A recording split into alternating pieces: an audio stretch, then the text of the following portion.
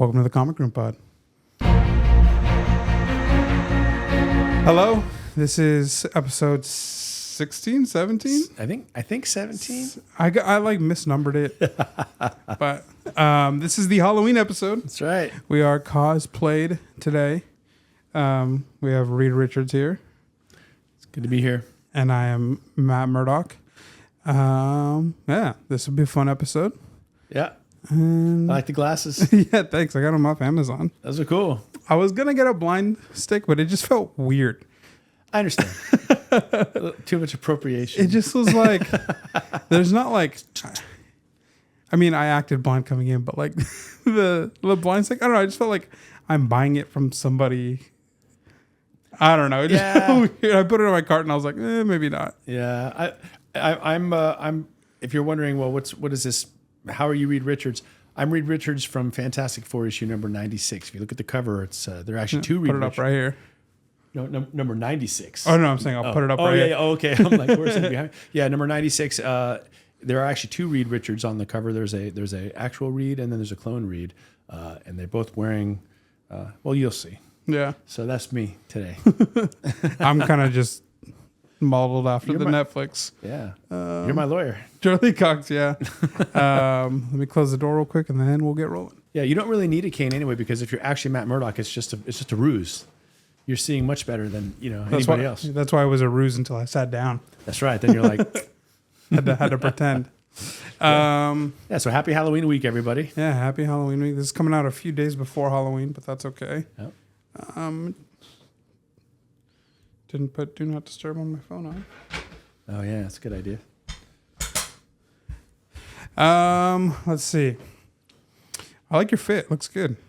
Thanks. Yeah, I found that I did a little thrifting last week. Yeah, how much did you pay for the coat? The coat was $1.99. Was it really? Yes. You're kidding. No, I'm serious. I mean, I actually like the coat. That's a nice coat. I'm not gonna get rid of this coat. Like, this is nice. Goodwill or? It was just one of the ones downtown on, it wasn't Goodwill. It was like Coalition Thrift Store or something like that. Wow. And the shirt was also $1.99. The most expensive thing in this whole getup was the tie. The tie was like $6. Wow. Yeah, I mean, I had to take this off because all I see is red. Oh yeah, right. Yeah. I mean, obviously it's red lenses, but I guess I just assumed. I don't know.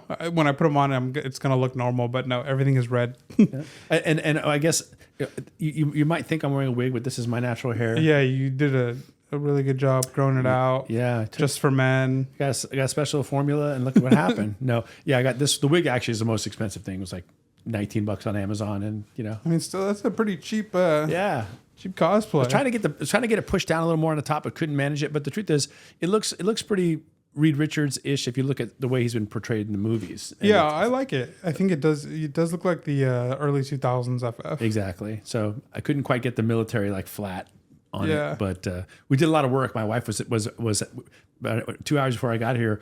My wife was actually cutting my wig like a haircut, but with the wig and then dyeing it and the whole thing. It was kind of cool. Nice. Yeah, I think it looks really good. Thanks, man. You too. You're looking sharp. Thank you. Yeah. I would absolutely hire you. It cost me $10 just because of the glasses. Yeah. Everything else I already had. So. Very nice. Hey, man, make it work. Very cheap, but good looking cosplays, I think. Yeah. We got to go trick or treating then. Oh man, no. You would have to, like, it's not good when you have to explain your costume. Like, yeah. In this setting, everybody gets it. But can you imagine us out there? They'd be like, "Who are these creepy dudes walking around in suits on Thanksgiving? On Halloween." Seriously. So all right. So today got a couple pieces of news. Nothing crazy, but some cool things nonetheless. Actually, my iPad is right there. Can you hand it to me? Yeah. That's got the news on it. Now, if I were really Reed Richards, I wouldn't have had to lean forward. Yeah, true. That was a test. There was actually one shirt that I almost bought, and I would have. The sleeves were were really short, and which actually would have been cool because it would have looked like I was stretching out of the sleeves. And I thought that actually would be pretty neat to do. Yeah. But it was like a child shirt, so I mean, I couldn't. Yeah. It was like it came to there. Yeah, no. That'd been your 70s football jersey. Yeah, no one wants to see that. No one. So we got show and tell. We got a couple pieces of news. We got a huge Blade update. Got some Spider-Man Noir set pictures. And then I'll talk about Venom for a little bit. Yeah. And then, yeah, it's pretty much all that's planned for today. Little Agatha for Halloween. We got two episodes coming next week, I guess. Finish it up. And then, yeah, that's pretty much it. I feel like I'm forgetting something.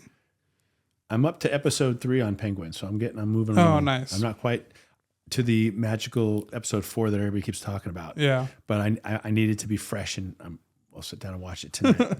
Oh, you know what? Sports. It's a big sports week. So maybe, because we had a couple comments. People actually enjoyed it. So. We can go forever on sports. We talk about sports as much as comics. Yeah. We'll keep it real brief, but. Yeah. We don't want to talk about last night's game. As great as it was, as you know, how I felt about last night's game. The last night's game was the Freddie Freeman walk-off grand slam. Dodgers Yankees first game of the World Series. It brought back memories from before you were born. Pretty sure. Yep. Watching Kurt Gibson hit the home run against the A's, which was, I'm a Giants fan, but I'm a Bay Area baseball fan, but primarily obviously a Giants fan. But I was rooting for the A's in that World Series, and I remember exactly where I was when they hit that home run. And I remember thinking, yeah, okay, that's a pretty big moment, and I recognize how cool it is. I'm not worried because the A's are so much better than the Dodgers. No big deal. They'll be fine. And then we lost 4-1, I think, that World Series. Because when you lose, walk-off home runs change the texture of a whole series. So I'm kind of a little worried about the Yankees right now. Well, yeah. So I think I said this last week. I'm from LA, but I'm a Yankees fan. The Yankees this year, their reputation has been it's resilience. They've come back from really bad losses. They've bounced back from a lot of just tough things like injuries and streaks of playing bad and just being resilient and pushing through and coming through. And so yesterday I was watching all the post-game locker room stuff, and all the players were like, yep, tough loss. But we talked about it. We're over it, and we're going to come back tomorrow fighting. Yeah. And so obviously every athlete is going to say that in that situation. Right. But the fact that every single player, including Aaron Boone, had this chip on their shoulder when they were being interviewed, it was almost like LeBron when they told him when he came back on the Cavs and they told him that thing that Clay had said, and he was like, Clay said what? He was just like, okay. It was that same energy. Oh man, yeah. Well, then if that's true, the Dodgers need to worry, because I remember that moment, 2016 NBA Finals, and it was after game.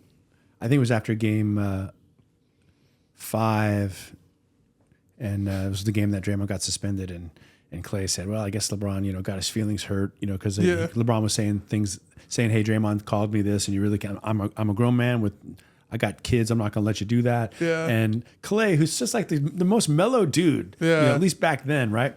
And he's like, "Yeah, well, I guess LeBron got his feelings hurt." and I'll never forget it. We've talked about this. I was watching what you just described. I watched LeBron when he was asked that question, and he's like, well, "Clay said that," and you could just see it. Yeah.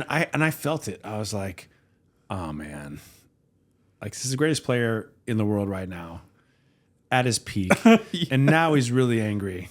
Probably not a good thing. You know? And 73 win team or not, didn't matter. Yep. We never won another game in that series.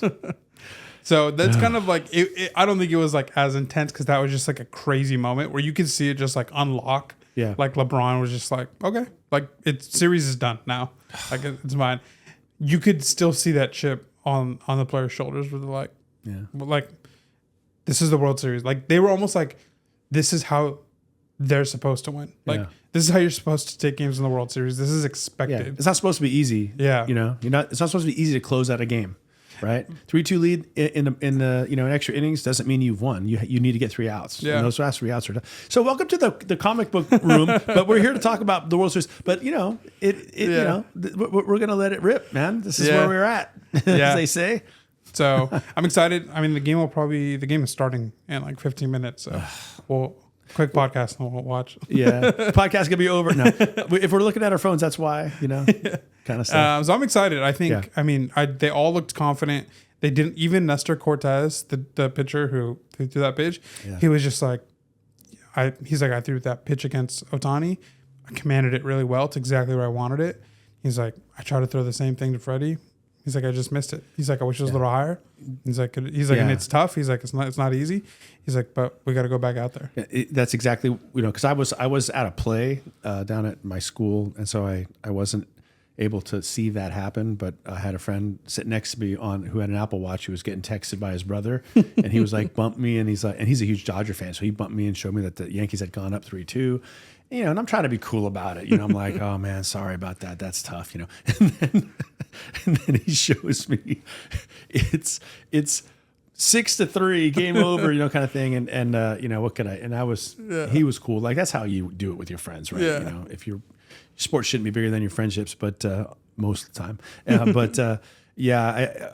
When I saw the replay, the first thing I thought was, man, you cannot go low fastball to Freddie Freeman. He's a low ball hitter. He feasts on that stuff. You got to get that ball up. And I knew that's where he was trying to get it. But hey, man, I can't even to crumple up a piece of paper and throw it in my trash can from across the room. So I'm not going to be one to say should have been up 3 inches. It's shame on him. Like it happens. It's baseball. Yeah, I mean that's what he said he wanted. I mean, pitching is one of the hardest things in sports. Mm-hmm.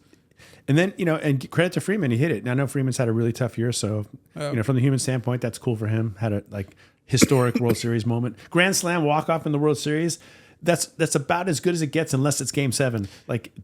That's what you dream about. Yeah, he said, they asked him, right when the game ended, and they were interviewing him on the field, they asked him, what it felt like, and he's like, this is the stuff you dream of when you're in the backyard, bases loaded, 2 outs.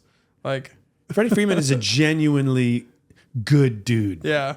You cannot dislike Freddie Freeman. Yeah. Even if he's on your team that you dislike, you got to appreciate the guy. Yeah. So that's where I'm at with him. Yeah. Yeah. People think that he pitched, that they walked Mookie to get to Freeman. They were going for the lefty-lefty matchup. Yeah. They weren't going for the... That's baseball, man. That's baseball. Yeah. You get everything the way you want it, but it's mano a mano. And yesterday was Freddie's day. Yeah. So... that's our World Series catch up. Yep. Lakers are 2-0 for the first time starting a season since 2012. I haven't been this happy probably since the day we signed LeBron. Yeah, you're so happy right now. You're like, my team's going all the way. But the Warriors are 2-0. And we haven't, the last time we started 2-0 was 2022 when we won our last championship. Well, there's that. Yeah. We played the 2 bottom feeders in the West. Yeah, we played. But on the road, though, come on, that's something.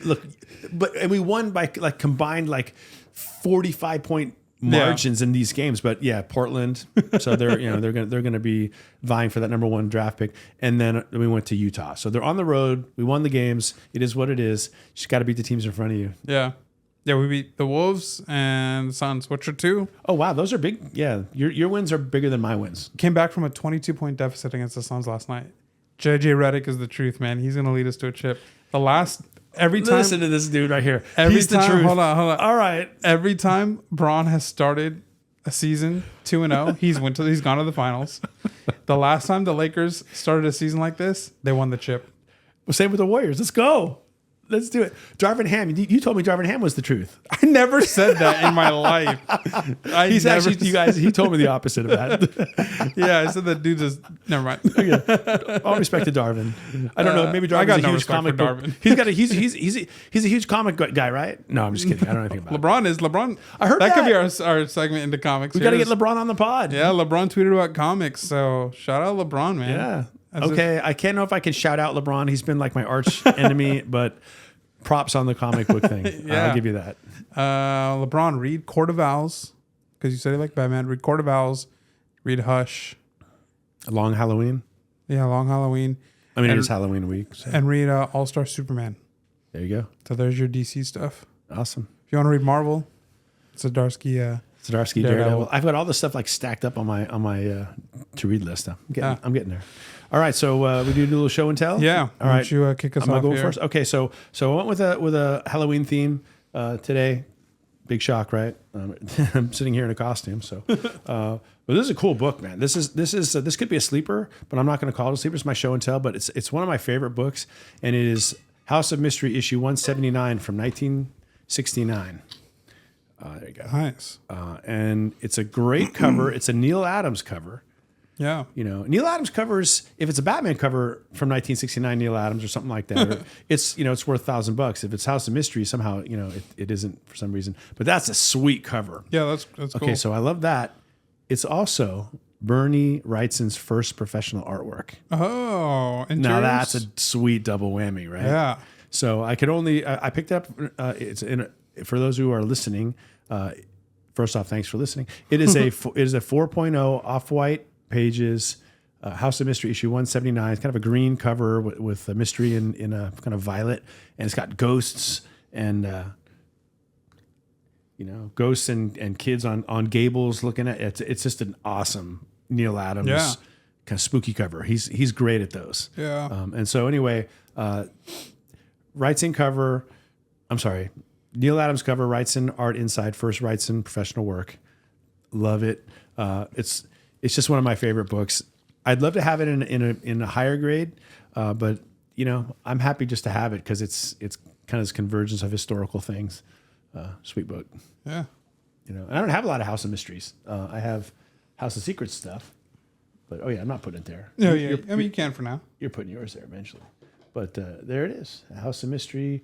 I think if you're into the second round of cool horror, you get your pre-code horror, but then you get your 70s or late 60s DC and Marvel horror. That's a must-have. If you're collecting DC horror, that's one of the keys. Yeah. In any condition, I would pick that up. So yeah, great book. Sweet. Yeah, that's an awesome book. I also have a Neil Adams. Let's go. Cool coincidence? We didn't plan it. Yeah, we did not talk about this beforehand. All right. So what I have here is a book that you guys have seen before from me, if you watch my videos at least. It's a book I picked up this summer. It's a book that I've been wanting for a long time, especially because I can't afford the original. So this one is an homage cover. It's a Neil Adams, and by that you probably already know what it is. This is Detective 227. Just iconic Neil Adams. Honestly, like low key, kind of better than Detective 31. Like, it's beautiful. Yeah, Can't argue it. I mean, it's maybe I need to get a Detective 31 in my hands, and then we can. So I bought this at TorpedoCon this past summer, and bought it raw. I think he was selling it at a 5.0 condition, and then he was saying that it even has a chance at a 6.0. So I cleaned it, pressed it, and I got it to a 6.5. Yeah. So, pretty good. Not bad. I'm stoked on it. No, that's a great condition. This also, one of the reasons why I love this is I feel like this, and this might just me being way too much of a fanboy, but you tell me, this has like Robert Pattinson Batman vibes. Yeah, okay, it does. It does, right? It's a brooding, dark, kind of mysterious. Yeah. Totally. I mean, you guys know me. Like that movie is perfect. So, and the Penguin so far has been perfect. What year did that come out? 1970. Okay, so put them side by side for a second, because we're talking about Neil Adams, like 1 year apart. There's similar vibes going on there. Like this is obviously a horror book, but here's Batman with a horror vibe to it. Yeah. So cool. Yeah, true. I love that. Yeah. Great book. Yeah, and that's funny. I remember when you bought the book, and then I remember when you gave it to me to package to send off to CGC, and that was the first time I'd actually ever held this book. I've seen it, because it's iconic. And I remember thinking every time I saw it, it's I guess I get the draw, but it's an homage cover, and Tech 31 is the original and all that. But that is when I actually got it in my hands and I looked at it, all those reservations went out the window, and I understood why in its own right it's just a fantastic cover. Yeah, it's beautiful. Yeah. I feel like this is so Tech 31 is obviously just such a great cover, iconic, incredible in its own right. And I feel like this is like one of those things where I feel like this is just a little bit better than Tech 31.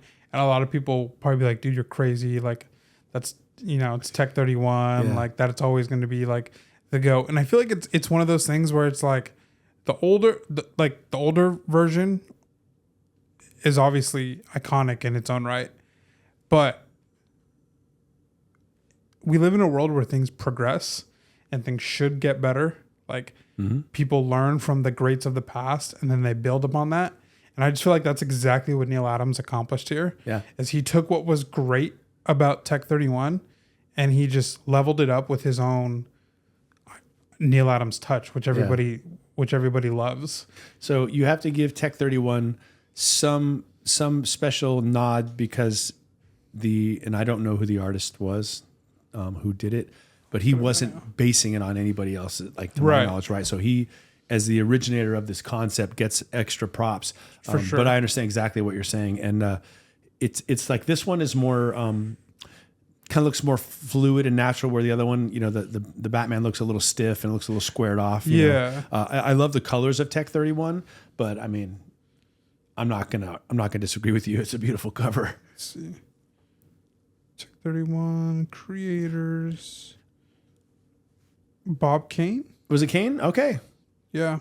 Bob Kane's kind of vilified these days because it's all come out now what he did to Bill Finger, but I guess that's been remedied by now. So I just feel like Neil Adams just gave this life pretty much. I do love the blue though. Yeah, the blue is cool. It's pretty sweet. But is it? Yeah, it looks a little bit a caricature almost Batman, which is ridiculous to say because it's like the third appearance of Batman, and I'm like, it's a caricature of Batman. No, it's not. This is what Batman looked like back then, but I like that Batman. This better. Also has depth. That doesn't have that much depth. Like it's just kind of like layered. Neil Adams gave it depth, which gives it a totally different perspective. Like I said, I'm not saying that Tech 31 is bad. I think it's an incredible cover. Yeah. But sometimes, like, just great artists come along, and yeah, I mean, Neil Adams is the man. Come on. Yeah. I mean, you think about like in sports all the time, like somebody lays down an incredible way to play, to perform. 20 years later, 15 years later, whatever it is, another athlete comes along and just improves on it. I don't even want to say it. I'm gonna say it, but I hear in what your logic progressing forward, here comes the LeBron GOAT argument is like on the undertone of what you just said. I never said basketball. No, I know you, dude. Joshua and I have had this debate. We represent the two different generations. You grew up watching Kobe and LeBron. Yeah. I watched them too, but I grew up watching Michael. So that's how. But let's not get into that, dude, because we go round and round. But hey, there's going to be another generation after me where I'm going to be like LeBron's the undisputed GOAT, and there's going to be a player 10 years down the line, maybe even sooner, who's going to put LeBron's legacy to the test as to who the GOAT is, and they're going to be standing on their business saying this person's, and then people are going to forget about Jordan. Yeah. Well, what they're going to do is they're going to say in 20 years, someone's going to say, you know what? I actually don't think Steph Curry was the GOAT. I think this guy was the GOAT. Yeah, somewhere out there, in pretty much around the Oakland area. Steph's on my pantheon though. I like what Kareem Abdul-Jabbar has to say about it. He doesn't. Although these debates are really fun, he says, when he's asked like, do you consider yourself the greatest, or do you? He just says, because he held that for a while, right? Before Michael Jordan did, and then some people say Michael Jordan has now ceded that to LeBron and so on, and that is the way things go. And so, what do you really do? And what Kareem said is, well, I kind of think of it as a pantheon of like a Mount Rushmore, but with like 10, 12, like that you have a collection, but. Anyway, but it's fun to have these conversations. Like, who's the greatest artist? Like,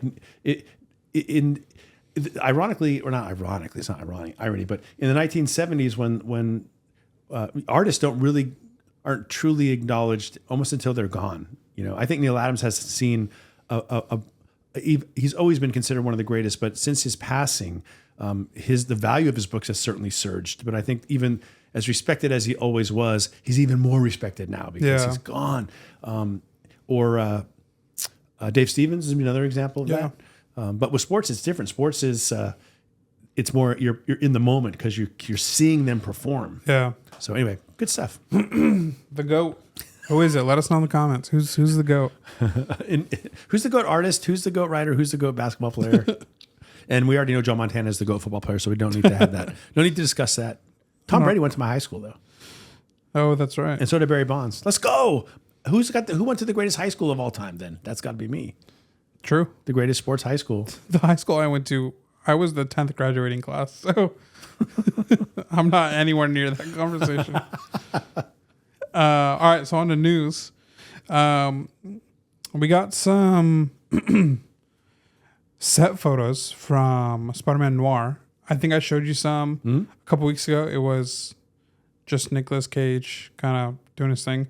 Now we got Nicolas Cage in a full suit, mask and everything. So did you see him? I have not seen it. No, yeah. So here's the first picture, and then if you slide, you'll see one. There's only two pictures, so and I'll put them up here.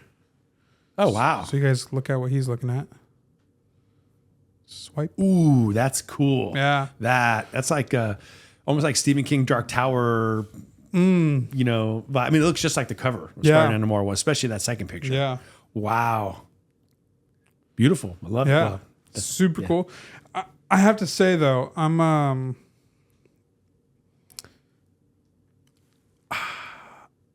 don't care for this. Like, he looks super cool, and I'll watch it, and I'm just like I don't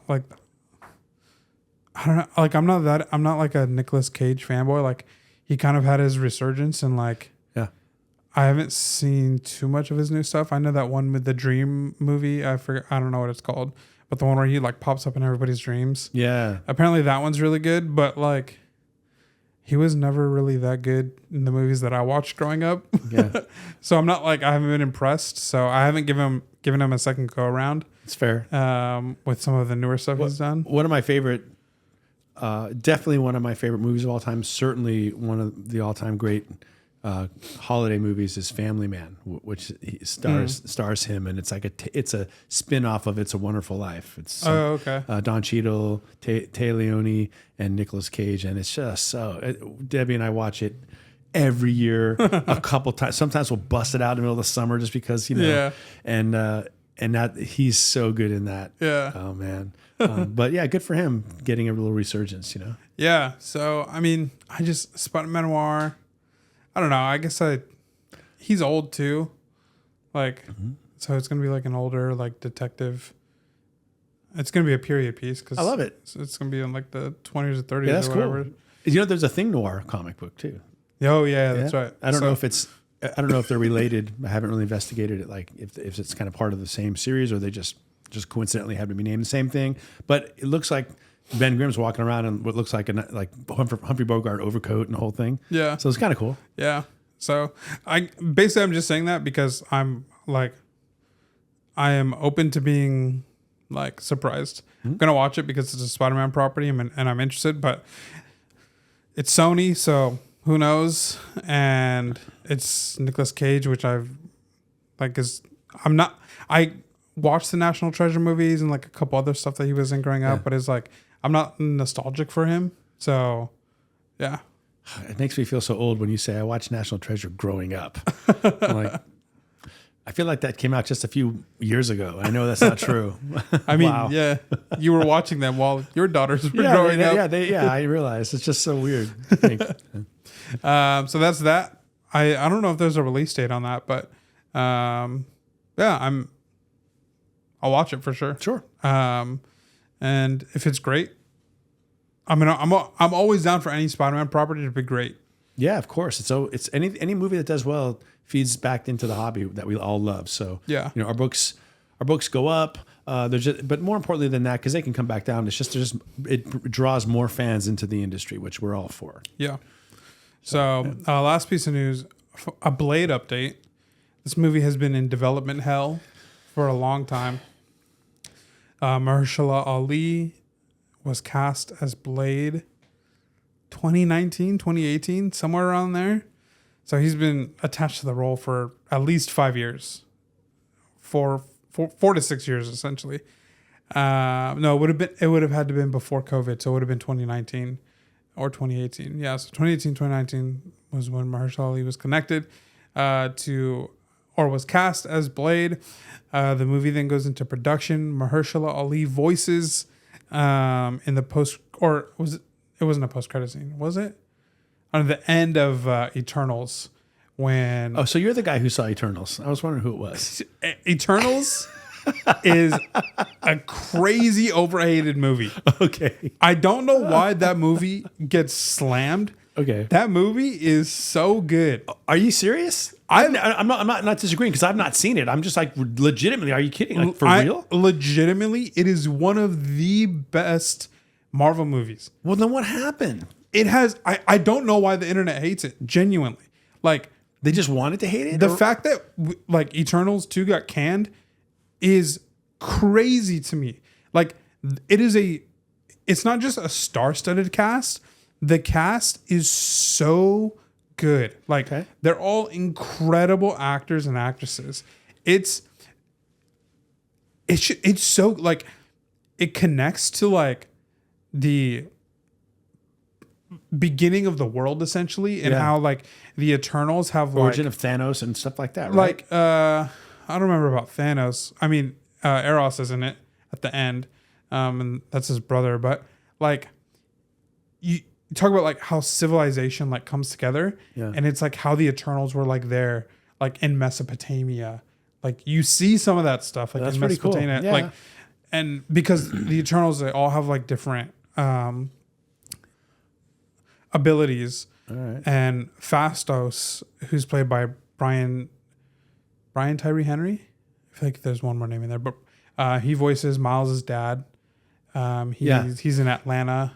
Anyway, Phastos is an engineer, and so he's the one who like pretty much throughout all of history like creates, like the well or like the water wheel or whatever. And just like farming architecture and things like that. Like, well, I love the Mesopotamia tie-in. I think that's really cool. Cradle of life, birth of civilization, Fertile Crescent, all that. I remember that from, way back when I was a junior high learning that stuff. Yeah. And there's a lot of connections to just like ancient civilizations. And then I'm forgetting some of the other names, but like one of the characters, I can't even remember the actress's name. She's in Crazy Rich Asians. She like is kind of connected with like nature and water, and so she brings like water to like these desert places and plants, and it's so cool, like just like the history of the Marvel world. And then the acting is just like, the acting's phenomenal. There's nothing, I mean, every Marvel movie, well, I'll talk about Venom 3 here in a minute, but like every Marvel movie like has its, like, why is this in there type thing. Yeah. But there's nothing in Eternals that I think makes it to the point where it's like it should be hated, and Eternals 2 gets canceled. Well, that's good to know, because Eternals issue number 1 is like way in the tank. Like it's like they get offered up for $125 in a high grade on a claim sale slabbed, and they don't sell. And the whole time I'm watching going, I don't own that book. I feel like I should at that price. Like, just take a flyer on it. Yeah. I mean, okay, the movies come and go, but it's still the first appearance of all these characters. Yeah, Eternals 1, I think, was peaking at like, was it 1,000 or 3,000 for a 9.8? Yeah, let us know. That? Yeah, it was high. It was at least 1,000. Yeah, it was when it was in production. That's one of those cautionary tales you hear about. Like, okay, this book was worth this much. It's gone down 95% since then. Like, shame on you for paying that much for it and all that stuff. But that just screams opportunity. Yeah. Okay. Yeah. So I mean, that's what the ceiling is on the book. Might not ever go back, but that is a ceiling. But it's the first appearance of a lot of characters. Yeah. Like a Young Avengers one. Yeah. Or X-Men Giant Size one. It's got a lot of characters that could be developed. Yeah. And they're all sitting there, the first appearance combined in one issue. Whether or not you like the movie. Yeah. Okay. Now I got something on my list. So anyways, Blade was Mahershala Ali voiced at the end of that, because who's the Black Knight? What's his name? Oh, the guy who's going to play Black Knight? No, his actual name. Oh, Dane Whitman. Dane Whitman, right? Yeah. So Dane Whitman gets the sword, the black sword. Oh, yeah. And like he goes to like touch it, and then I think Mahershala Ali as Blade says, "Are you ready for that?" or something like that. Or are you sure about that? Something along those lines. And that's the only thing we've had from Mahershala Ali's Blade in this universe. Movie has just been like postponed, rewrite after rewrite after rewrite, and it was scheduled to come out next like fall time somewhere in 2025, and it just got indefinitely postponed. So yeah, that's bad. Yeah, that's like maybe never to be made. Right. Yeah. So I don't know. We'll see what happens. Marvel is kind of postponing a lot of stuff right now, though. They postponed Doctor Strange. They postponed Thor, and a lot of these like one-off movies.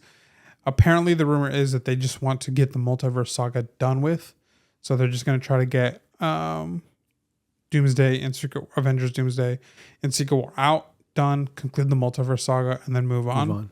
Please don't postpone Fantastic Four. No, that's all part of it. But don't rush it either. Make it a good movie, please. Yeah. No.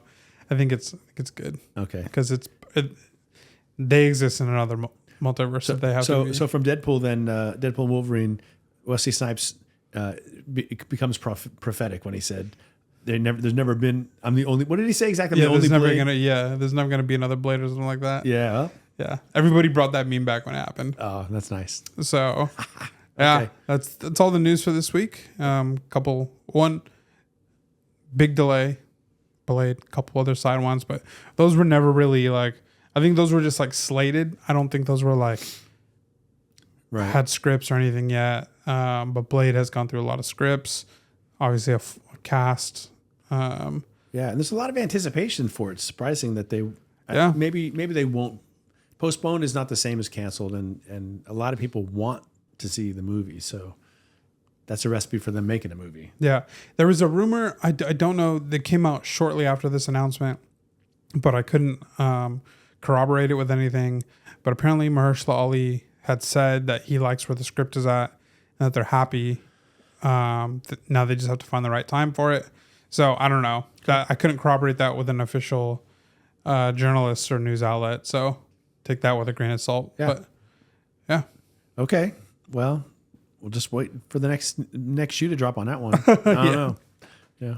Vampires are safe for now. So I saw Venom 3 last night. Yeah. You didn't. I did not. You haven't seen any Venom movies. No. You're not missing much. However, this movie has a 37% critic rating on Rotten Tomatoes. Okay. Last I checked, at least. And a 79% audience score, which isn't bad. I thought this movie was actually really, really good. I thought it had a lot of heart. It was emotional. It had a clear story, which something that you didn't think you had to point out, but apparently, yeah. After Joker, it's something important to point out. My cats are fighting outside. Nice. I hear Ahsoka. Ahsoka likes to start fights, and then when she loses, she starts crying. We got to bring Selena Kyle in here to calm them down. So yeah, I really liked it. Halfway through the movie, the internet's been like bashing on this movie, like even popular content creators, like mega popular content creators who do a lot of more like comic book movie type content. They were bashing it. Halfway through the movie, I leaned over to Dara and I was like, "This movie is like really good so far." She was like, "Yeah, I'm really enjoying it." And yeah, it played off the relationship between Eddie and Venom really, really well. Gave them a nice conclusion. Mm-hmm. Trying to think of what else I could say that's not a spoiler. I will say the first 5 to 10 minutes of the movie, I think they could have started it a little bit differently. Yeah,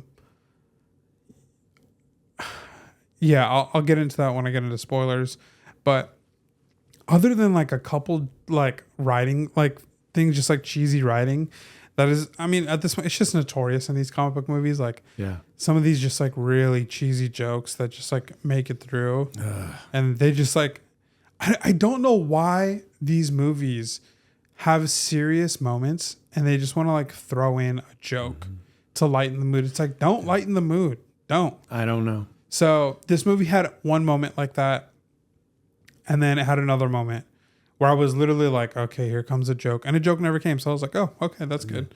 Those types of things jar me, at least, out of the moment. You know, it screams to me, oh, yeah, that's right. There's a writer behind this. Like, there's somebody saying, oh, this will be fun for the audience. They'll really like this. Like, this will be like, I'm trying, always fighting to just get caught up in the story whenever I'm watching a movie. I want to get carried off in it. I don't want to be reminded, or I don't want to remember at all that this was created by people. I just want to get into the story. Yeah. And the jokes always take me out of it. Yeah. Now, I think maybe sometimes I'm kind of a Scrooge or something. Like I should appreciate the laughs, once in a while, but not if that's not the tone of the movie. Like the jokes that Han Solo throws out in Empire Strikes Back, or Star Wars. Those are great because it's like a spaghetti western. Like, it's just fun. Like they're out there, they're doing stuff and it's action, and then there's a funny thing. But I really don't like it in the middle of bombs are going off, people are literally dying all around, and someone cracks a joke. It's like, you wouldn't though. Yeah, you wouldn't do that. So unrealistic. Yeah. So spoilers from here on out. My spoiler for review is that it's good. I think people are just slamming it because it's easy to slam a Sony movie.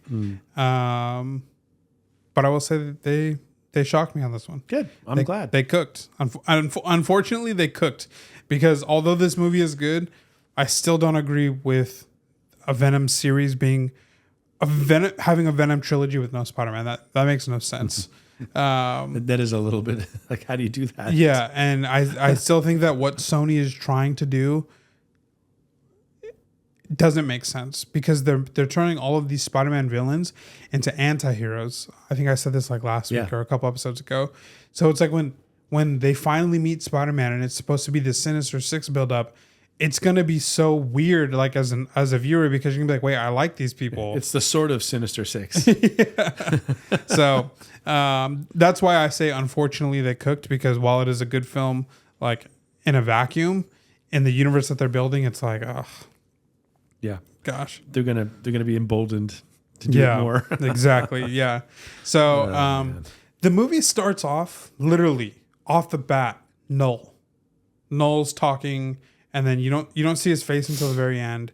But he's in his home planet, and it's that shot from the trailer that is zooming in on him. That's where it starts off, and I was like, this is a really weird place to start. Like, I feel like if you're just like a casual viewer, you're just like, what are these things and who is this guy? Yeah. Like it's because it's not picking up from anything. Like, especially it being a trilogy, you'd probably, I'd assume, you'd either want to pick up with your hero or like a villain that is already in the universe, right, to give like a little bit of context as to like what's going on. And this, it was probably like a couple minutes, this little segment. It sucked because maybe like 20, 30 minutes into the movie, Riot, who is a symbiote, who had saved a detective who had died in the second movie, they had him in this, it's Area 55, which is under Area 51 that like nobody knows about. And they had him like, that's where they have like this symbiote like study lab pretty much. Okay. And they had him locked up, and the symbiote is talking through this guy, and he's telling them about Null. And I'm like, dude, this is the introduction to Null. Right. Because this symbiote is talking about the power. He's talking about what they had done to Null. And this is coming off the heels of, aside from that first intro scene, Venom and Eddie Brock were fighting like this monster on a plane. And Eddie was like, when they finally get away from it, they're like, well, what is that? And then Venom's like, oh, like this is from like the home planet. And it's like, he's like, this is not good. And he's like, what? And he's like, he's sending him to capture us or to kill us or whatever. And then he's like, what are you talking about? And then Venom gives him like a little bit, like tells him a little bit of like the history, but he won't even say Null's name. Like it's almost like he who must not be named. Like he's like, what's his name? And Venom's like, no, Null. And he's like, Null? And then like Venom like covers his mouth and he's like, don't say his name. And then a few minutes after that is when you're in the jail cell and Riot is kind of like expositing on that. And he's giving you like more history, how all the symbiotes came together and they imprisoned Null and they escaped, and talking about just like how evil Null is and how powerful he is. And they don't say his name until the very end of that scene, but they're building him up like, it's like, you thought the symbiotes were bad. This guy is even worse, to the point where we had to imprison him. And then the scene ends with one of the military people's like who is this? And then Riot he just says Null, and it's like menacing and it's so good. And I'm just like, dude, this should have been the movie's intro to Null. Yeah, that sounds like it to me too. So do you think Venom 3 will pay off all the first appearance of Venom spec? Do you think that, is Venom, has Null been introduced in a way that's going to make people more inclined to buy the book? Or yeah, I mean, I think that they're setting up a big universe around him. So the Venom movies are done. Tom Hardy said he would come back, like if it made sense, but I don't think it would be a Venom movie. They name dropped King in Black a lot. Just that was like Null's title, and so they were not shy to use that title. With Null in the movie, they use it quite a few times. So they're obviously not scared to be like, hey, this is what we're setting up, the whole King in Black run and crossover events that were happening. So I think that's probably where they're headed. Okay. Really interesting though. This is kind of my spec. So you have the multiverse saga, which is going on right now. You have Null, who exists in between realities. And it was explained in this movie that he kind of is existing around Earth 688, which is the Venom world. But it's not like it's still like in between, but he's like surrounding this Venom world specifically. So the fact that Null is not connected to a specific universe, though he was in the Venom movie, he was not in the Venom universe. Okay. So he never appeared in that world, and they were very clear. I mean, as clear as it could be for at least somebody like me who like is keeping up with this stuff and can keep up with it. I know the average viewer probably doesn't, but it was pretty clear that he is existing in a in-between realm. So that, with Marvel wanting to speed past the multiverse saga, either they want to get to this, they want to collaborate on this King in Black thing after the multiverse saga, because it doesn't, the Null thing doesn't have to be multiverse, because he doesn't exist, like in the comics, he just exists in this in-between realm, who can just bounce into kind of wherever. But that doesn't necessarily make it a multiverse story, because if he just bounces into Earth 616, right, then it's just an Earth 616 story with Null. So I think that maybe there's like talks with Sony about making Null the next big bad. It's Jack Schaefer is Agatha. I'm forgetting the writer's name and director for Venom 3, but she said that she understands that a good Marvel villain on screen takes time. So that was at least good to hear. Yeah, that is good. She said that in an interview. So Null is not something that should be rushed. Null is a pretty powerful being. He's new. He's only 6 years old. Like, and in the lore of Marvel at all, right? 2018. Yeah. So the fact that he's already making a presence in a movie, I think it just goes to show you like how big of a character this villain is in the comics. So, everything else was, the movie was entertaining. It was heartfelt. It was emotional.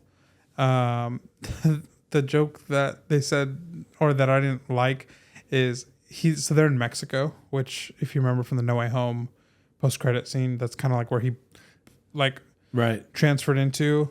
So then he transfers back when he's at the bar and he's still in the same place, but now he's back in his universe. And so then they're like, okay, so we got to get to New York. That's where, because they're like, Eddie's on the run. He's being pinned for killing that detective. The world thinks that detective is dead, but they have that detective in that Area 55 being kept alive by the symbiote.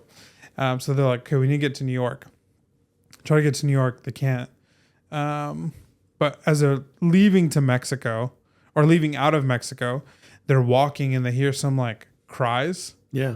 And they're like, okay, time to be the lethal protector.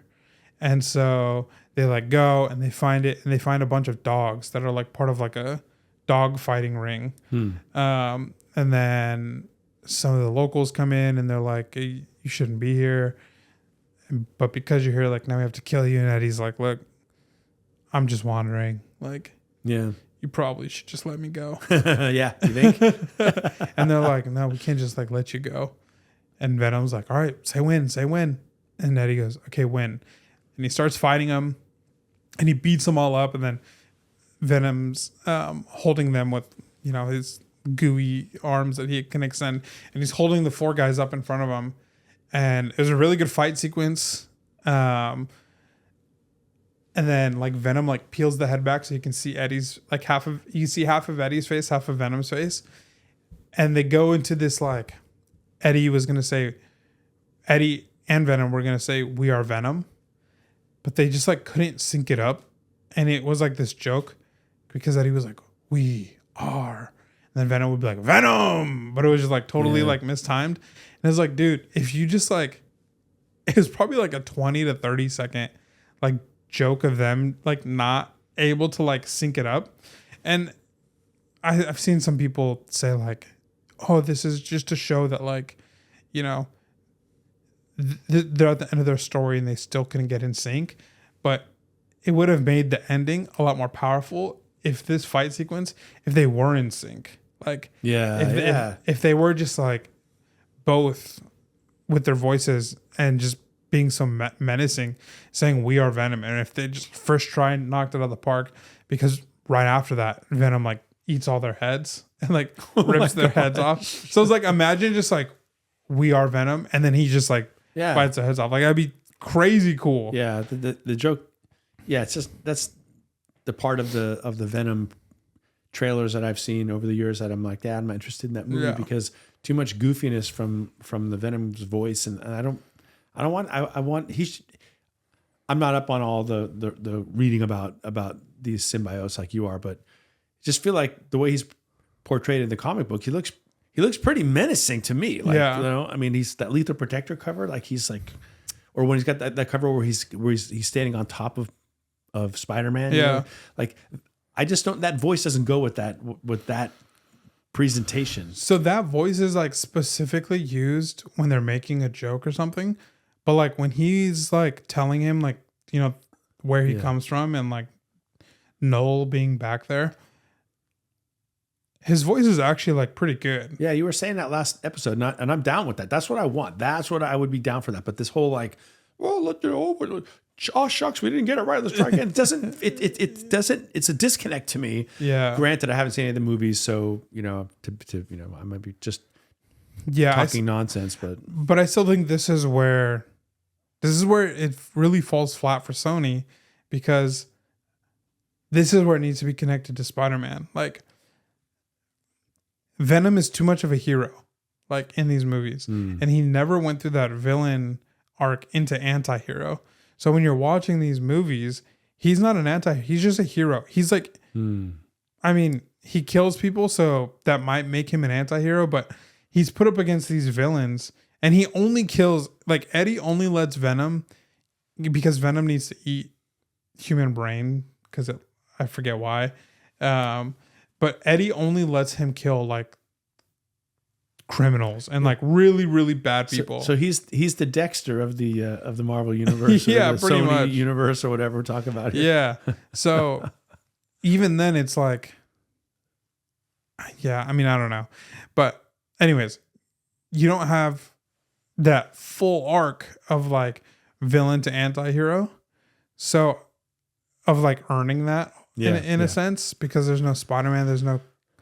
Yeah, the first panel at the end of ASM 299, he's all together villain. Like he's like, I'm here, you know. Yeah, like, he's presented as a bad guy. Yeah, and so that's what makes it more fun when he and more of an interesting turn when he goes through those changes, and then there's something a little different. But if you skip that, then you've lost a huge part of the texture of the character. Yeah. So that's why I say in the world of Sony, like, or in a vacuum, it's really good. Okay. But in the world of Sony, it's like unlucky because, you're going to get more. Yeah. Okay. The ending though, we were talking about earlier, like, you know, big fights going on and people dying and like make jokes and it doesn't happen. That does not happen at the end of the movie. Like, it's big fights. People die. It's very serious. Okay. Like, no jokes are made, and I appreciated that. Good. Yeah, I'm trying to think. That's my rule. People die, no jokes. Yeah. It's like, I mean, Come on. Let's see what else. I mean, yeah, like the normal. I had some other stuff going on, but not really worth talking about. They did have some mysterious guy in it. This is like really like one of the things that like stood out that was like confusing. They had this guy in it. They maybe showed him 3 times, but it was like, who's this mysterious figure? But they never like leaned into the mystery. It wasn't even like a cliffhanger type thing where it's like, like, oh, like but they didn't answer it. They never answered it, which is fine. But the problem is they also didn't like lean into it as to like, we'll get to this in a future movie or in a future, like, you know, Sony movie. Like, well, you'll figure out who this is. It was just like, this dude was like in this control room type thing where there's a bunch of screens on the wall, and he was able to like go into like CCTVs across the world and like find Eddie, and he had some tie-ins with Area 55. Showed him for maybe like 15, 20 seconds total. Like, Mysterious never saw his face, but clearly he's got a lot of power and control. Yeah. But that was it. So I was confused as to like why they didn't like lean into like the mystery a little bit more. So it was kind of like, is he important? Like, is it important that I know who he is, or is it not important that I guess for now not. Yeah. So at all. He didn't get a name and get anything. Yeah. From the back of his head, he looked like a character that was in the first and second movie, which is even more confusing. It's like it almost looks exactly like him, but like, if that's the case, why is it being that technology was in Madam Web, and is that the same? We're talking about the same makers of because that the bad guy in Madam Web has hacked into some system. That's how he finds. He finds people in his vision before they actually become that. So being this is from the same production company, maybe there's something. I mean, it's clearly not that guy. Yeah, no. But that technology at least is out there. I also learned, this is also like why the Sonyverse is so confusing. Madam Web doesn't exist in those Sony. Madam Web is its own thing. Venom, Morbius, the upcoming Craven movie, those all apparently exist in the same world. Madam Web does not. Now, why not? Why would you do so that? Confusing. Well, I mean, what's the point of that? What's the point of not putting them all together? Yeah, I mean, the only thing, but again, this only makes sense for people like you and me who are like locked in. Yeah. Where it's like, Madam Web, you know, she weaves all webs and she almost like Null, like she can just exist in the in between and it's fine. But it's like the average viewer is not going to understand that. So it's like, even for me, I thought this was all the same universe. I knew that this movie came up, or Madame Web was taking place in like 2003 or something. Like it was early 2000s. So I thought it was just like this world, but like older. But apparently it's just like a totally different world. It's so funny because 2003 to me, I don't differentiate 2003 with 2024. In my mind, the world has not changed. Like, I mean, obviously it has technology. Changed. I mean, but I just look at it like, I don't start thinking of, for me being in Gen X, I don't think of the past. And if you guys who are my age, tell me if this is you or if I'm just being weird here. I don't start thinking of things as being in the past until we get to the 1980s. 90s, 2000s, 2010, it's all just the same to me. Old.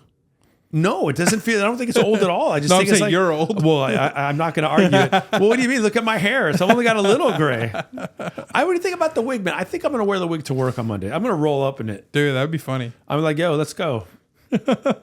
I grew this overnight. You'd look like like in this context, it's Reed Richards. You look really good. But in the context of like school, you look like a kooky professor. I know what I'm going to look like. I'm going to look like, and this is now speaking about the 80s. I look like the lead singer of Loverboy. You have no idea what I'm talking about, but if you're my generation, you know exactly what I'm talking about. I'm going to break out into Working for the Weekend any minute now, and wearing a T-shirt and a bandana. But yeah, I don't think it works on campus. No, I think it's going to be a lot more questions and answers raised with that. But you good, Bob? No, I'm going to be like, yeah, sure. Yeah. No, the best way to play it would be like, what do you mean? Like simply like pretend like everything is normal. Yeah. Make them say like, so I like your haircut. Like make them keep trying to like get me out. Yeah. Oh yeah, thanks. You know, and just like, pretend like it's like. How long would it take before like there's an intervention? You know. Well, it's funny because you're also just a notoriously bad liar. I know. At least in your household, you are. I don't know about outside. I am a bad liar, and I'm proud. I don't say proud to be a bad liar, but it's a good thing to be a bad liar. I think. But, it's because he'll try these like small little like practical jokes, I guess, and it's just like nobody ever falls for it. No, I can. I could walk. I could come over here and say, Joshua, I just got a 7.5 Daredevil 1 white pager. And I would say it and try really hard to like really sell it. Yeah. But for some reason, I have some kind of a tell that you guys have tried to tell me what it is, and you're like you get too serious. You get like there's a shift in your countenance somehow. Yeah. But whatever it is, it's a tell, and it makes me lousy at fooling the people that know me. It never works. Yeah. Never works. So maybe I could use that against. And I've tried that though. I've tried like the double cross where like. I'm actually not lying, and I try to say it as if I am. Yeah. But that thing goes away. Whatever it is that makes it obvious that I'm telling you something that's not true isn't there even when I'm trying to pretend like it isn't true. So yeah. Oh man. There are worse fates than being a bad liar. I It's guess.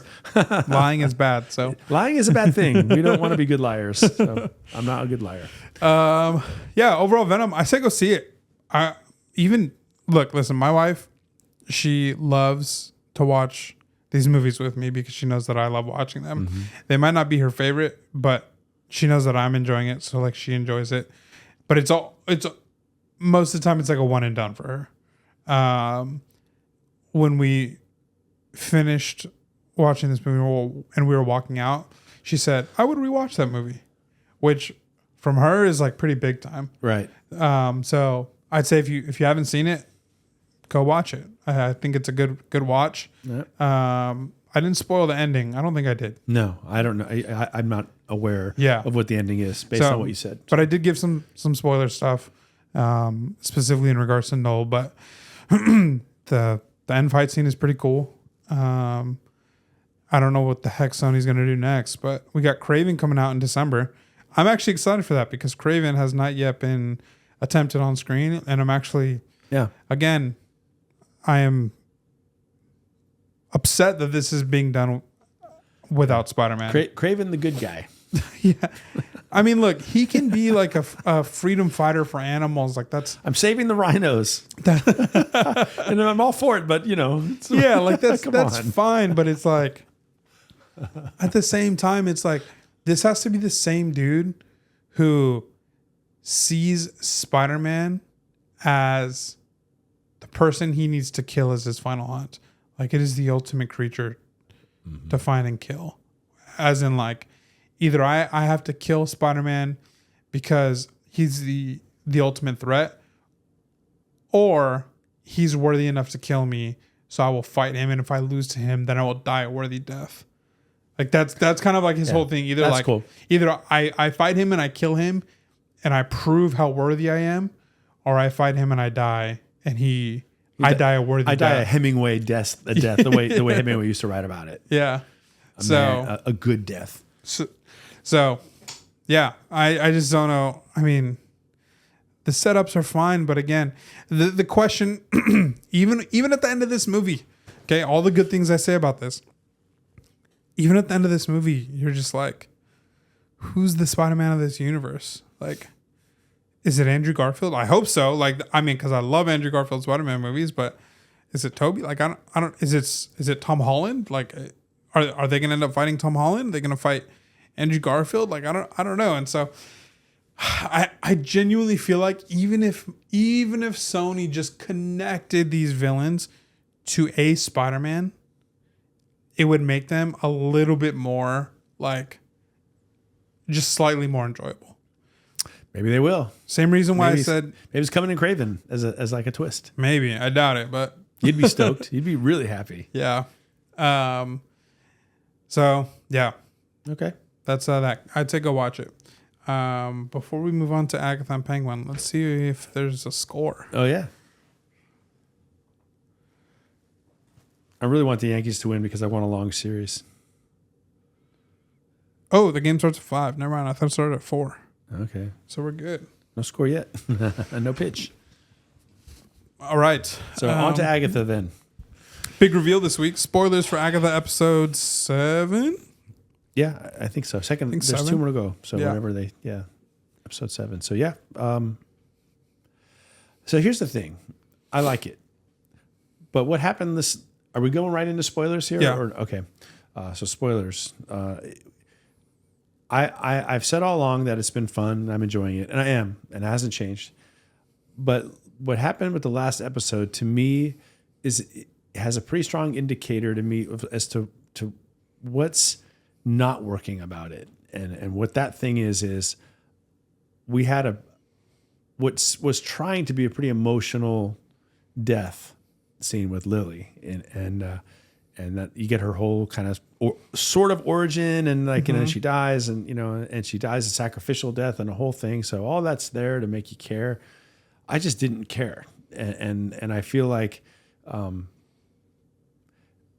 like that they're going for these emotional moments, but in this one here, it felt manufactured because, Lily was barely on screen, like in the whole series. So now, well, let's give you a bunch of stuff, and if you really want us to care, then you have to earn that all the way through. Like, we really need to like this character, but she's gone pretty early. She disappears like the first trial, and then no, that's not right. No, she's there, but she's not really. I don't really know. Feel like I know her. I didn't feel like I really like. Oh, on the surface it worked. I was like, that was cool. There was an emotional payoff. She realized at the end that her fate was to be in this place, to make the sacrifice, to allow the rest of the coven to move on. And she kind of reached her moment of fulfillment, and all that was good. Those were good story elements, but they felt like they weren't earned. They just were all jammed into this 35-minute episode. Yeah. And I did care, but not the way I could have cared had I've got an opportunity to like this character more than just a few kind of quippy lines that she had in a few other episodes. That's the thing. And I don't think this is nitpicking, because it gets to the heart of like what good storytelling is. Like, if you want me to care that somebody dies, then you need to make me really like them while they're still alive. Like, she's the second witch to die now, and I really didn't care about the first one at all. Like, what's her name? The daughter of the singer. Yeah, I was like, yeah, later. I don't care. Like, to me, you were never really a character. You were really like a prop. Like, at least Lily's death, you got a little something. But anyway, and I feel like I'm down on the series. I'm not. I still really like it, and I think it's going to be a really good last 2 episodes. Best episode or no? This last one? Yeah, I think so. I actually do. I think it did have the emotional elements. Whether or not I think they hit as hard as they could have. I'm trying to think. There was, and I'll remember it at some point in this. While we're talking here, because it's. I've been trying to pinpoint it, like scratch an itch. There's something about that episode that was familiar to me, and I can't remember what it was, what to compare it to. But this idea of discovering all along that it was your fate to sacrifice yourself, like you are supposed to do this. This is where you're supposed to be. You just forgot, And I can't remember where that what that's reminding me of, what story that is. But anyway, Black Widow, like in the Marvel universe, or you mean just in general? Just literature? In general. So I don't think it's a Marvel movie. But anyway, if I don't think of it, it'll come to me at some point. But yeah, I think it was the best one yet.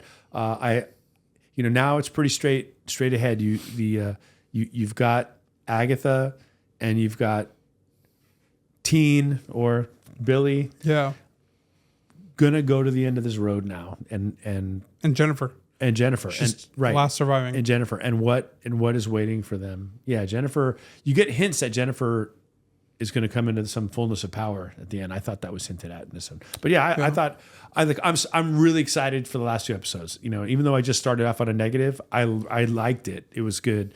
I think the series has been a successful series, and I expect my Fantastic Four issue 94 to go up in value. That's fine. I think I disagree with you a little bit. I feel like her death was earned, especially more than I think Allie was her name. Because they started her character off in that first episode as like this kooky witch. And then you kind of realize, like in that first trial where she's just like screaming stuff, that you're just like, oh, there's like something else going on. Right. And they kept that up in Agatha's trial. I don't know. I feel like she probably wasn't a big player in like the 70s disco type era that they were doing. Right. There's nothing memorable from her from that episode. Right. So she's actually the third witch that I'm mistaken, because the first one died in the first episode where they.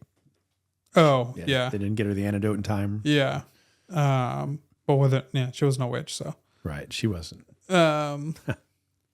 Yeah, so I feel, and then with obviously the backstory with Billy, like that she was kind of like the first, like she was there before anybody else. She placed the sigil. Yeah, she placed the sigil. And I found, this is definitely the best episode for sure so far. So I found her sacrifice to be pretty emotional. Believable. It was emotional. Yeah. It was. Yeah.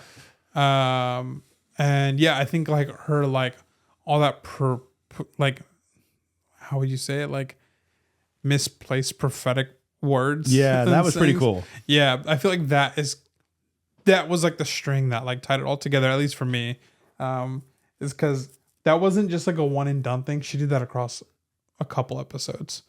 And so the fact that they tied that together and connected her to Billy's origin, essentially. Yeah, which they did the previous episode. So there is that. So I feel like that is like, at least for me, enough like threading to. That's fair. That's see fair. It. I mean, I definitely, the beats hit. They definitely hit. Yeah. I was like, it could have been more. But yeah, I mean, I can't. That's a fair rebuttal to what I said. It's absolutely the best episode so far. Yeah, and it's spinning off and promising. Like if they manage to pull that off with Lily, like what are they going to do with Billy and Jennifer and of course Agatha in the next 2 episodes, and also Death. I'm not convinced we're not done with her yet. Like I think she's going to be back. Apparently, she's going to be really big in the next 2 episodes. Okay, so the line where Agatha says, when they reveal that Aubrey Plaza's character is actually Death, her line was awesome. Her line was, "Oh, I like the bad boys." I just loved that line. I thought that was a great line. Yeah. It just was, because my first thought was, is she saying, like, what? I had a lot of different thoughts about that line, but it made me realize, well, Death doesn't really. have a gender. Death is just death, right? Yeah. And I just thought it made it hit even harder that yes, Aubrey Plaza is playing this character, but death is death. Could be played by anybody. Yeah. I love that. It was a great line. It was well delivered. It was perfect. Yeah. I'm just now remembering the last scene of the episode, which is her as a kid pulling up to the table. I thought that was really cool. That was good. Yeah. Also, okay, I'm like you guys know I love the Batman. Talk about it all the time. I love the book of Ecclesiastes. I talk about that all the time. There's a lot of Ecclesiastes like kind of tones in this. Death comes to all. Yep. Is a repeated theme. I meant to say theme, not tones. A lot of Ecclesiastes themes in this episode. Death comes to all. That's just like essentially like the foundation to the book of Ecclesiastes is like death comes to all, therefore enjoy what you can under the sun. And then a little bit at the end, I really liked how the episode ended where it's Lilia sitting down, starting her training as a witch. Yeah. Because in one sense, that's her like eternal, like I think she's going to be living in that circle, like, and so yeah. It kind of gave me like, is it a C.S. Lewis quote? Or is it a Dietrich Bonhoeffer quote? No, yeah. What was Dietrich Bonhoeffer's final words? This is for me the end, the beginning of life. Yes. And so that's like, that's just kind of like what I had thought of because she had died, but then it also had just like immediately transitioned to like the beginning of her life. So obviously Dietrich is saying something totally different than that, right. But I just remembered the thing that I was thinking of that like the like what the vibes it was reminding me of is reminding me of the first Terminator where the guy time travels and goes back in time to father John Connor. He knows that he's going to die. Like he knows that that's the case and he goes back but he has to go back to become that. And I felt that was the way it was with Lilia, where she realized when she shuts that door and doesn't go back up to the road, she knows what's up. Yeah. She knows already what her fate's going to be. And she says, I loved being a witch. Yeah. She knows she's going to die. In fact, she knows it because she's seen it in the cards. And that was a cool twist at the end where it's like, it's the tower reversed. Yeah. And then everything flips. And that was cool. Sick. Yeah. That was really good. So maybe I'm even talking to myself and you are talking me out of like even my little bit of complaints about it. But that was the movie that it reminded me of. It was this thing of this notion of, it was time travel where you realize it's this, I'm not coming back from this, but this is what's needed to save for the greater good kind of thing. So anyway, I definitely ecclesiastical themes running through it. I mean, that was a great line when she's like, well, I couldn't, it was brutal because I could see all you guys dying and I couldn't do anything about it. And, it's like, well, did you think you could do something about it? Like, you think you could control? You don't have any control. We all die. Yeah. Our days are numbered.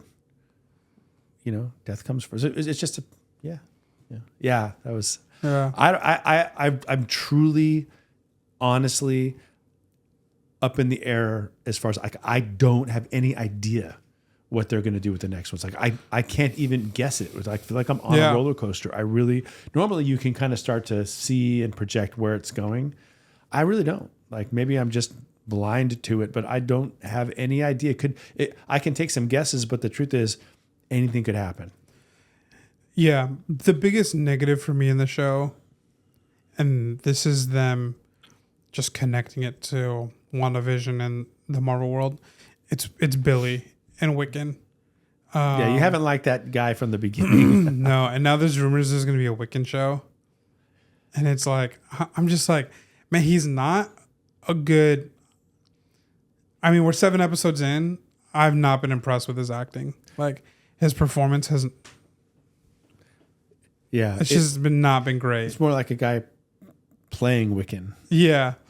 And honestly, I feel this way sometimes about Timothée Chalamet. Like, I feel like I can tell that he's acting too much. Like, in Little Women, Dara loves that movie. Yeah. The couple times that I've watched it, I'm just like, I can tell you're acting. I don't know why, but I can see it. Since you brought that one up, I'm really looking forward to the Bob Dylan movie. Please be good. That's why. Please don't be bad. I don't need it to be good, but I desperately want it to be good because I'm a huge Dylan fan, as you know. Dara's a huge Dylan fan. You're a Dylan fan. It would be amazing if it were good. That's why I'm nervous about it, is because only one time, and now, mind you, I haven't seen all of Timothy's acting performances, and I haven't seen all of Joe Locke, that's his name for Wiccan. I haven't seen all of his acting performances, but for Timothy, the one time that I was like locked in, and even then it was like I was still conscious of it, was in Dune 2 when he turns. Mm-hmm. And he's like in the cave and he's like rallying them all up. The funny thing is, I was like, oh, he's killing it. And then my thought was, oh, look at that. Like, I'm actually like bought into what he's doing. So like, I was like bought in, but I was also still like not like immersed. But that was just because like I noticed that I was locked in, and I don't normally feel that way when I'm watching a Timothée Chalamet movie. I mean, I like him. I think he's good. It's just like this weird viewer parasocial relationship that I have with his acting. But anyways, yeah, I think he really, even like the actor aside, even just the character of Wiccan feels too much like I feel like the story doesn't need him. Like, he is like moving the needle forward for them, but I don't think there's any reason why they wouldn't be able to do that themselves. That's so true. That's a good point. Like, and take his character out. What's lost? Yeah, you could still tell the story of Agatha breaking her state of trance, wanting to get to the witches. Like, she still has all of her own motives, and this really does. I mean, I guess my biggest complaint is the last couple episodes have been without Agatha, really, and she's just kind of been there, and it's been more like Wiccan focused. Even this episode, like, she was definitely the backseat to Billy, as Billy was going through all the tarot stuff. So I hope that the last couple episodes reverts the focus back. I mean, the series is called Agatha All Along. I feel like there could be that sort of indicates that there's something about this whole thing that we're not aware of, but Agatha is. Yeah. And that she's been pulling the strings all along. Yeah. If that doesn't happen, I'll be a little disappointed. But, I'd like to think she's more proactive than just what we've seen so far. Yeah. But we'll see. What was the song, the end credit song this time? I'm trying to remember what it was, and I can't. But I thought it was awesome. It was "Time in a Bottle," Jim Croce. That was sick. That was a great pick. Yeah. To play that song, especially because the tone of the movie of that episode was death, and you lose one of your main characters. I thought that was the end credits were great from the very beginning. The first episode end credits. They show us the same stuff, but the different songs they choose have. I think this was. I actually click the thing so that I get to watch all the end credits. Usually you don't, I want to, because I love to hear the music that they choose to go with. You should see me in the crown. I thought that song was cool, exactly. Or the Season of the Witch, I think, was the first episode one. Yeah. That was what they played. Anyway, good stuff. Yeah. Yeah. I'm excited to see. Next episode will be completed by next episode. Yeah. So, because they're releasing the last two episodes back to back. Because it's Halloween week, so you're gonna put out a jack-o'-lantern? No, no, you're not gonna be laying in. Dude, the mailman won't even come to your door. You're not getting any trick-or-treaters. Yeah, true. Man. I would not. I mean, on any given night, I wouldn't come in through that gate, but I wouldn't do it on Halloween night, because you don't know, because there's a gate off the sidewalk and you comes into their yard, but then you make your way to the front door. if I were a kid, I'd be way too creeped out to go. I don't care. Like, even if you left the gate open, I wouldn't go. I wouldn't enter. Oh man. Let's see. I think that's about it. Yeah, a little shorter episode. Last thing here. Big announcement coming from me next week. We will not be in this room next week, and that's all I'll say. So make sure that you're following me on Instagram at Spros_comics. Make sure that you're subscribed, and make sure that you have the notification bell on, because you're not going to want to miss this announcement. Yeah. I've been working on this for about a month now, and I'm pretty much I'm very excited for you. Yeah, thank you. Yeah, really am. Pretty much all the pieces are pretty much together now. Yeah. So we're ready to announce, and it'll be a good time. I'm excited. Oh yeah, I can't wait. Keep buttoned up. Yeah, so make sure I'm telling you, make sure you got the notification bell on. You will not want to miss the next episode. For the big reveal, and then also for us to wrap up Agatha. Yeah. We'll talk some baseball too. Yeah. The series could be over. I hope not. Yeah, I hope not. I want 7-gamer, man. I want 6 or 7 games at least. Yeah. So yeah. Thanks so much. And we'll see whose NBA team is still undefeated. True. Yeah. Hopefully both. Yeah. Come on now. See, with the Warriors, if the Warriors never got Kevin Durant, I would still like them. I know. That's one of those things, dude. I totally get it. It tainted the whole dynasty because I think they still could have won. They won 4 total. They won with KD, right? They won 2 with KD. Oh, 2. And they won 1 before KD and 1 after. I think if KD's not on that team, they win at least 1, maybe 2 anyway, and then they remain likable. Yeah. Problem is when they got KD, I remember the day it happened, 4th of July in 2016.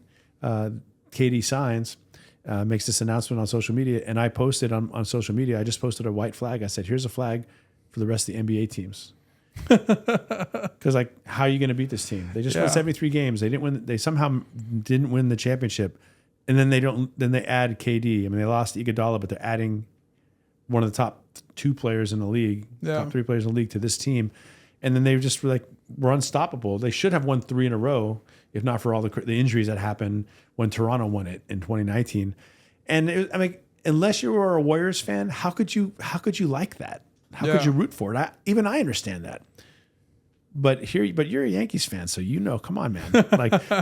You became a Yankees fan in the 90s when they were like, oh, I don't know, we almost won, but we didn't win, or we did win, but let's go get Roger Clemens. Oh, let's go get you have benefited from your teams getting stacked with players. See, but I'm not going to turn it on you. What you're saying is absolutely right. Yeah, and I mean, obviously, when it's your own team, you don't care. It's not my money, spend away. Right? I mean, the Lakers got LeBron.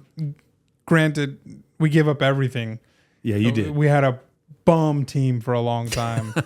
Let's go back to the Eldon Campbell days. Nick Van Exel was your best player. Oh, this is right before Kobe, right? Yeah. So right before I was born. Yeah.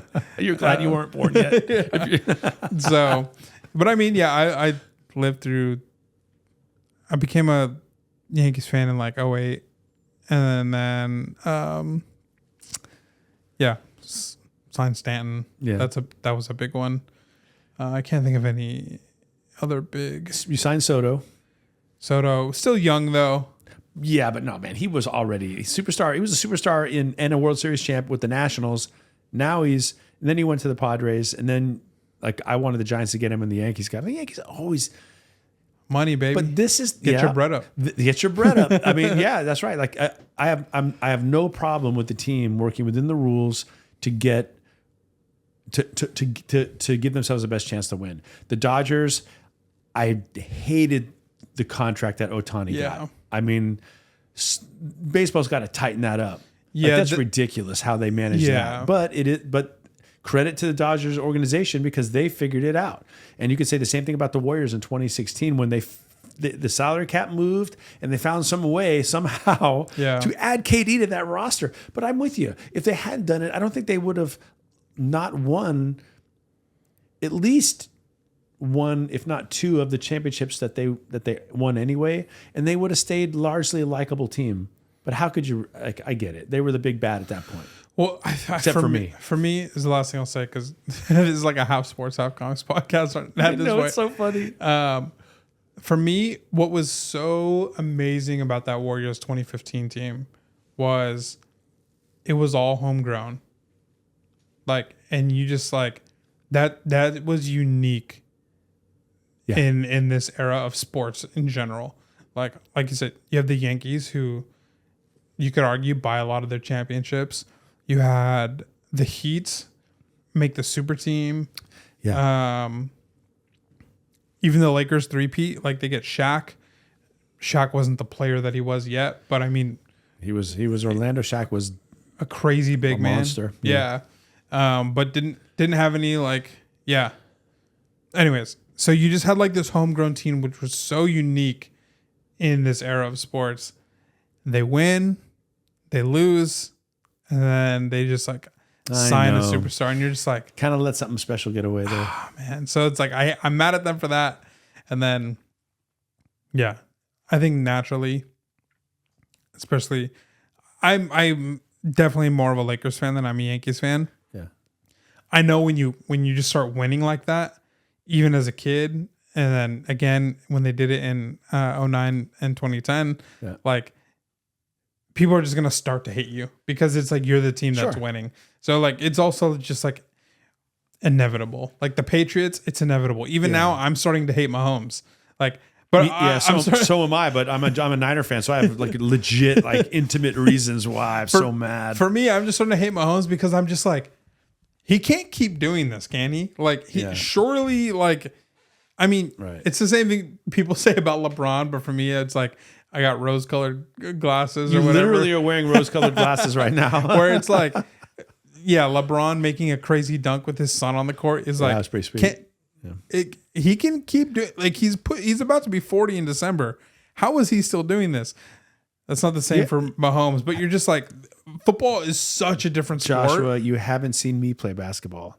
You see me play basketball at 57, you understand how LeBron can do it as a young man at 39. You haven't seen me on the court. Yeah, that makes sense. I am fire. Yeah. Oh man. Anyways, let's end this on a comic book note. Yes. Do you have a book or series that you've read recently that you would recommend? All-Star Superman. Oh, did you read it? Mm-hmm. Oh, you finished it? Almost finished it. Okay, almost done. Almost done with it. Really good. Yeah, really good. It's the premise is finding making Superman vulnerable and then and putting him in a situation where he's planning for his own death. It's pretty great. Yeah, it's for anybody who ever complains about Superman because like how do you get a storyline with Superman because he's invincible and it's read All-Star Superman. Yeah, that is. I've also I'll just add one more. Can I add one more? Because I read not that this is a big shock because people know all about it, but Something is Killing the Children. I've read now the first 3 anthologies. The first up through issue 15. Like I knew it was good. But it's really good. Yeah, it's pretty. You gonna buy issue 1 now? I don't know. I might have to. I have like a 7th print of it. So. Yes, that's pretty.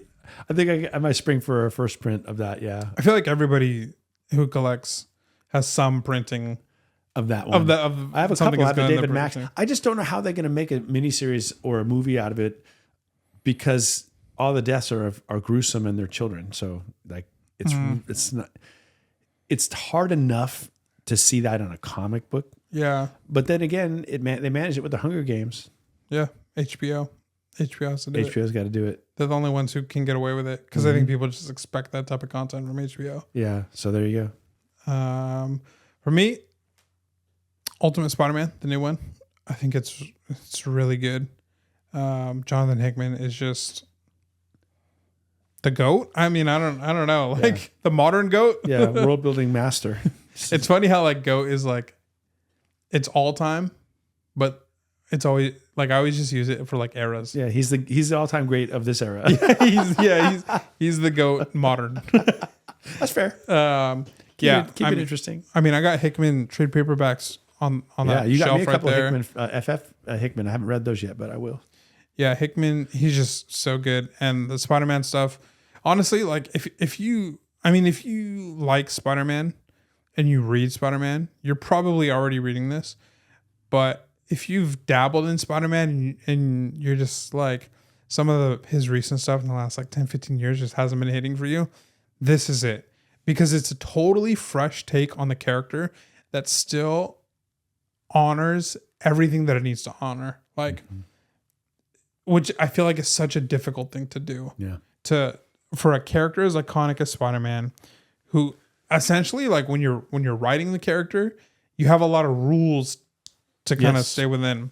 Jonathan Hickman somehow is like breaking and honoring the rules all at the same time. That's awesome. Well, I'm holding out for the trade paperback. I'm gonna rip through that. It's really good. Marco Cicchetto, incredible art. Like, he does interiors. He does covers, but I think he does interiors a lot more, which I love his Matt Murdock. He did the interiors for almost the entire Zdarsky Daredevil run. He's phenomenal. And so I'm glad that him and when I saw Hickman was writing Ultimate Spider-Man, I was like, oh, cool. When I saw it was going to be Hickman and Cicchetto, I was like, nice. Yeah, that's going to win some awards for sure. So there you go. There's a few recommendations for you. Yeah. So go read them. Let us know what you think. I'll also throw in, since you threw in two, I'll throw in the Riddler Year One. Oh yeah. That was written by Paul Dano, who acted as the Riddler in the Batman. The Batman, perfect. The Riddler Year One, perfect. The Penguin, so far perfect. Yeah. So, the three things that are tied to that universe, I use perfect. Probably good spec too. It has some exaggeration, but I mean, really, the fact that they've knocked it out of the park with the movie, the prequel comic, and this show, they're just killing it. Like, they got a great team. Yeah, that's good. So pick it up. Check those out. Read it. The Riddler's cool because it's backstory into what leads him to do what he does in the movie. So you kind of get his lore that is not even like really touched on in the movie at all. We're gonna talk about Penguin next episode too. We got to get because by then so it's so good. Yeah. All right. Thanks everybody. Thanks. Happy trick or treating. Yeah. Put your costumes up on Discord. I want to see. we exposed our jugular to you with our what we got going on here. Follow me on Instagram at Spros_comics. Follow Mr. Longbox on Instagram at Mr. Longbox. Don't forget to subscribe and hit that notification bell for the big announcement next week. And we'll see you guys in a week. See you later. See ya.